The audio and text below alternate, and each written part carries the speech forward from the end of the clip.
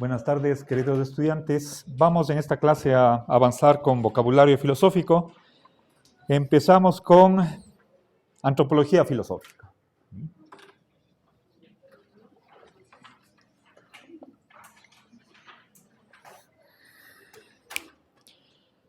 Bien, esto viene de anthropos, está en la parte griega. Veamos bajo alfa, debe estar en la página 2. ¿Sí? Bien. Vean el sexto punto. Es una definición, una selección un poquito larga. Vamos a avanzar. A ver. Brigitte, por favor. ¿Sí? ¿Aún no? María, por favor. A ver, todos escuchen, por favor, y atentos. Antropología filosófica tiende a centrarse en el problema de la naturaleza del hombre. Según Scheller, su misión es explicar todas las funciones y obras específicas del hombre. El lenguaje, la conciencia moral, las ideas de justicia, las funciones representativas de las artes, la religión y la ciencia. Hoy se trata de determinar en qué consiste la especificidad del ser humano. Averigua qué hace al ser humano que puede diferenciarlo de otros animales. La tesis que se mantiene varían entre el reconocimiento de una gran continuidad entre el reino animal, especialmente el de los vertebrados superiores, y el reino humano por un lado, y la afirmación de que las instituciones humanas no están requeridas por necesidades biológicas. Ya, gracias. Bien, entonces explico eso, ¿sí? Bien. A ver, entonces empecemos diciendo que es una subdisciplina filosófica que estudia, y ahí damos los problemas o los objetos de estudio. Si quisiéramos fijar o identificar un problema, el central es el de la naturaleza humana.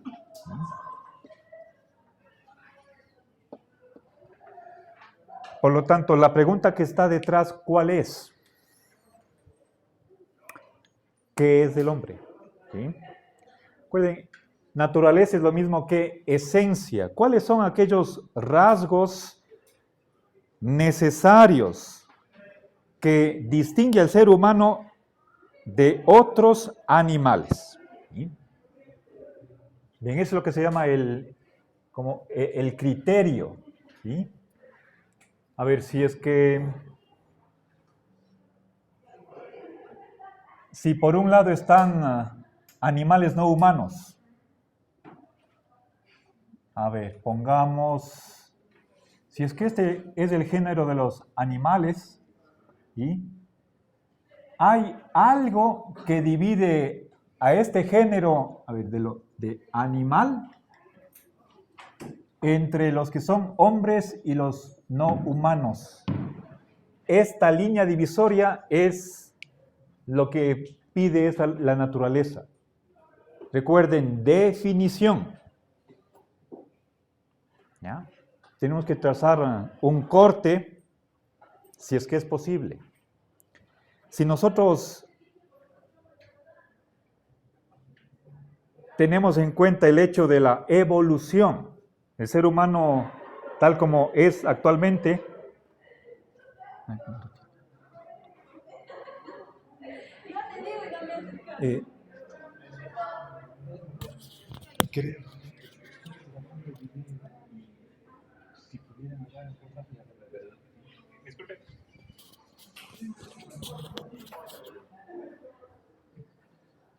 ya.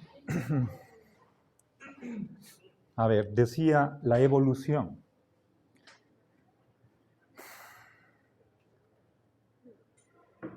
En los años o en el periodo del aparecimiento del hombre de la especie humana sobre el planeta, debíamos parecernos muchísimo a los chimpancés, orangutanes y gorilas.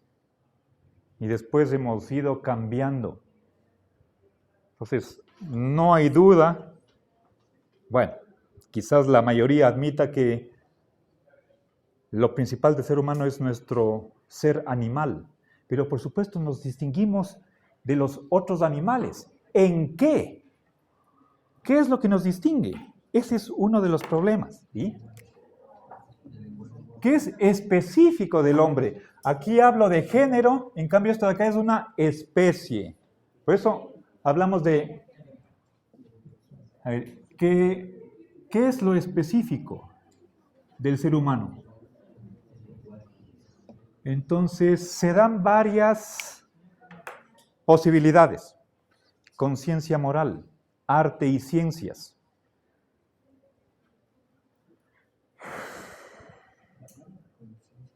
Idea de justicia, etcétera, etcétera.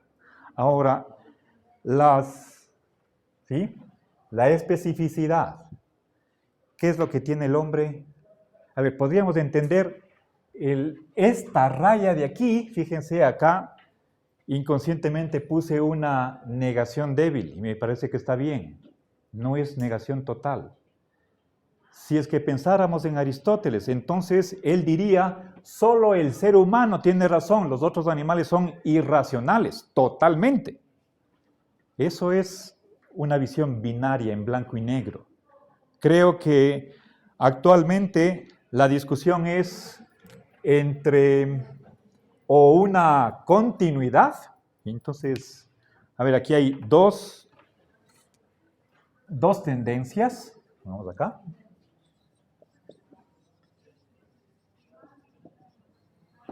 El continuismo,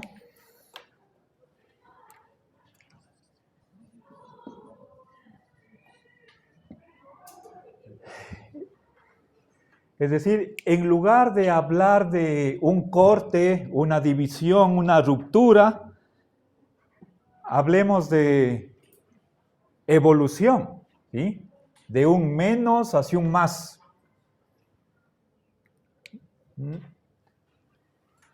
Por otra parte, precisamente la visión contraria, y volvamos a ver, aquí dice, bueno, es algo así como independizarnos de lo biológico, de lo corporal. ¿Sí? Entonces podemos hablar de un rupturismo. Bueno, esta palabra no está en el diccionario, pero esa es la idea. Hablar de un corte, discontinuidad, un salto. Si es que lo propio del ser humano fuera, pensemos por ejemplo en un alma, un espíritu. Entonces, eso es algo que solo está presente en esta especie y no en las otras. Aquí con negación fuerte, absoluta. ¿Sí? Eso es introducir ahí un salto. Bueno, lamentablemente en la carrera no tenemos una asignatura en la que se aborde este problema. ¿Sí? Es un capítulo de lo que antes era en la carrera anterior metafísica especial. Había 2 semestres, metafísica general u ontología, y en la especial se abordaba Dios, el hombre y la naturaleza. ¿Sí? Entonces, la antropología filosófica como un capítulo de la metafísica especial. ¿Okay? Bueno, entonces, obviamente hay que tratar de responder a esta pregunta utilizando la evidencia científica disponible, ayudarnos de los sociólogos, de los antropólogos, ¿sí? E incluso de aquellos zoólogos que estudian especies muy cercanas a nosotros. Hay investigadores que pasan su vida laboral en el zoológico, 30 años, observando a los chimpancés, cómo se comportan. De ahí se puede aprender algo sobre los seres humanos. ¿Sí? Bueno, entonces, creo que es un problema interesantísimo. Algún aspecto de este conjunto de problemáticas podría muy bien servir como tema para su trabajo de graduación. ¿Sí? Bueno, seguramente ustedes me darán la razón que hablando de mamíferos superiores, como puede ser un gato y un perro, ¿tienen ellos también sentimientos de miedo, alegría, seguridad? Sí, ¿no es cierto? Bueno, ok. Entonces, ¿qué es lo propio del ser humano? ¿Sí? Hay dos enfoques, ya habría que profundizar para ver quién tiene la razón o cuál es más aceptable. ¿Sí? Bueno, no por el hecho de que tengamos dos visiones diferentes, vamos a decir ninguna tiene la razón. Profundicemos, investiguemos y veamos cuál es más aceptable y menos problemática. Ahora, veamos ética y moral. ¿Sí? Por una parte tenemos la raíz ethos, ¿sí?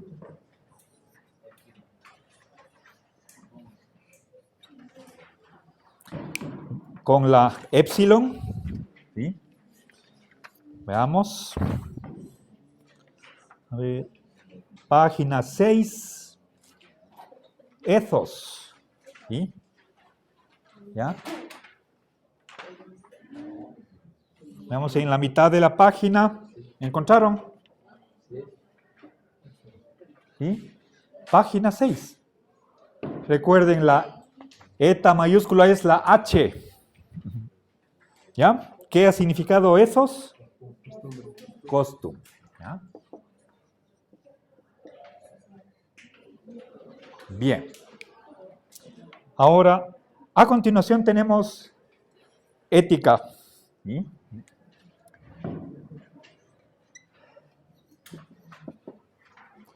¿Qué es la ética? ¿Sí? A ver, en general. Jordan, por favor. Leo. Sí. Frecuentemente, según los empiristas, doctrina de las costumbres. Ya, gracias. Bien. A ver.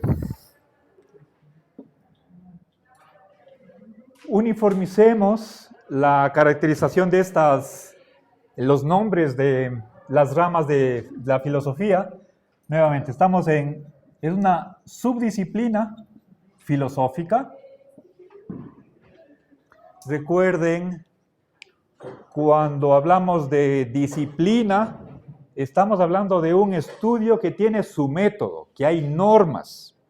¿Sí?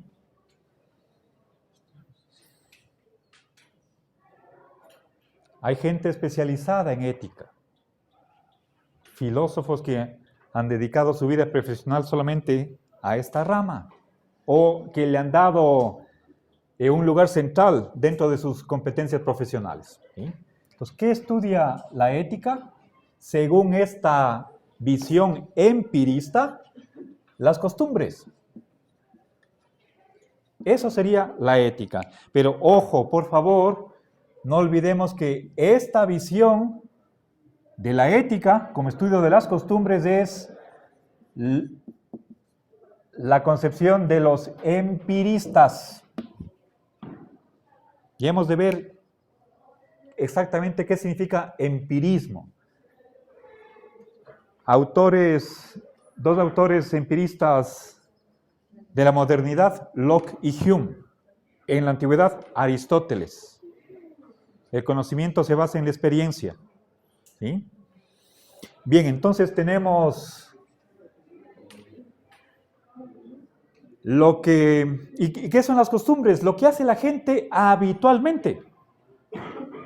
Puede ser un individuo, puede ser la gente en general. ¿Sí? A ver, podemos decir, los cuencanos comen mote, o la mayoría de ellos, o muchos de ellos. Es una costumbre. ¿Sí? Los estudiantes o algunos estudiantes, podríamos hacer una encuesta, sacar un porcentaje, beben los viernes, otros los jueves. ¿Sí? Costumbres. ¿Qué más?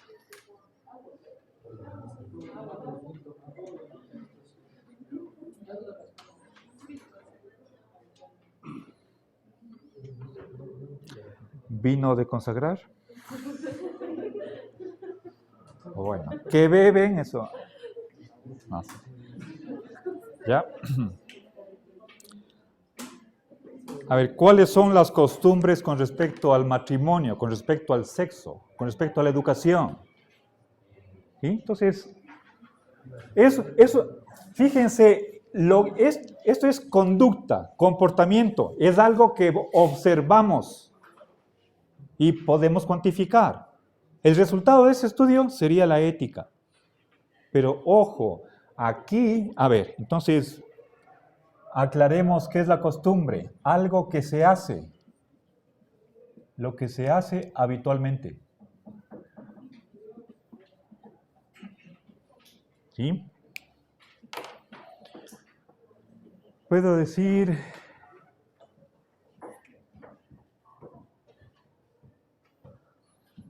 algunos tienen la costumbre de ser infiel a la mujer. Estoy describiendo lo que hacen ciertas personas. Algunos. Podríamos cuantificar. Hacemos una encuesta y sacamos el porcentaje. ¿Sí? Eso sería un estudio ético. ¿Sí? Bien. Se podría comparar épocas. Por ejemplo, ¿qué pasaba hace 80 años? ¿Qué pasa hoy? ¿Sí? Bueno, pero ojo, atiendan por favor. Una cosa es lo que hacemos, otra cosa es lo que deberíamos hacer. Aquí no está, los empiristas no insisten tanto en lo que es la norma, el deber, sino simplemente cómo se comporta la gente. Eso es algo estudiable por los sentidos, con la observación. ¿Sí? Entonces, esa es una visión de la ética. ¿Ok? Ahora, veamos la palabra moral.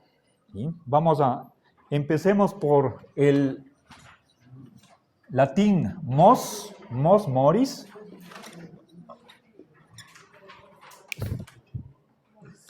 Pasemos a la parte latina, en la segunda mitad, vamos a la M.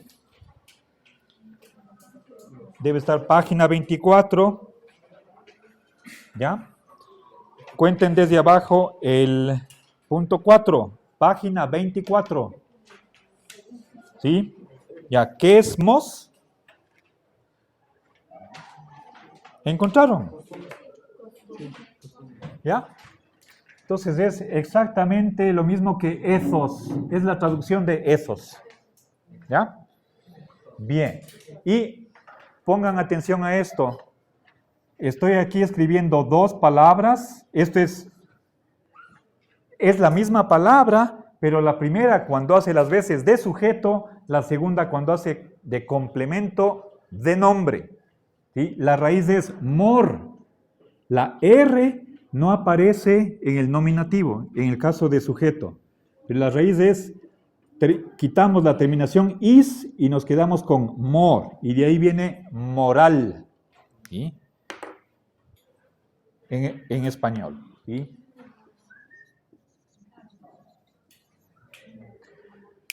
El plural de mos moris es mores. Eso es costumbres. ¿Sí? Bien, entonces, leamos, busquemos dónde está moral. Ahí tenemos la definición de moral. Paulita, por favor. Lea moral. Moral. Según Cicerón, la filosofía de las costumbres se emplea a veces como equivalente a ética. Gracias. Bien, entonces, exactamente lo mismo que vimos antes. No hay ahí una diferencia, pero eso es según Cicerón. ¿Sí? Bien. Entonces, por favor, les hago caer en cuenta de lo siguiente. Podemos nosotros estudiar las costumbres de los otavaleños, de los salasacas, de los zaraguros, de los shuaras, de los esquimales, de los antiguos romanos, de los árabes, de los holandeses. Y nos vamos a dar cuenta que son diferentes, eso no nos llama la atención, pero, por ejemplo, para un esquimal, que son nómadas, está bien visto abandonar a sus padres ancianos. Si no pueden acompañar a toda la comunidad que se mueve, lo abandonan y eso conduce a la muerte. Y nadie censura ese comportamiento. En cambio, matar al padre, según los antiguos romanos, era un crimen tan grave que con una pena de muerte no era suficiente castigo. Debería al parricida, si es que fuera posible, quitarle la vida 100 veces para compensar el crimen que hizo. ¿Sí? Entonces, esta visión empirista como que tiende hacia el relativismo. En unas comunidades se hace esto, en otras esto otro. ¿Quién tiene la razón? Hay como que todo vale. Va más o menos en esa dirección esta visión de la ética, que no hace falta decir que no es la única, ni tampoco tal vez la predominante. ¿Sí? Ya, nos quedamos aquí. Gracias.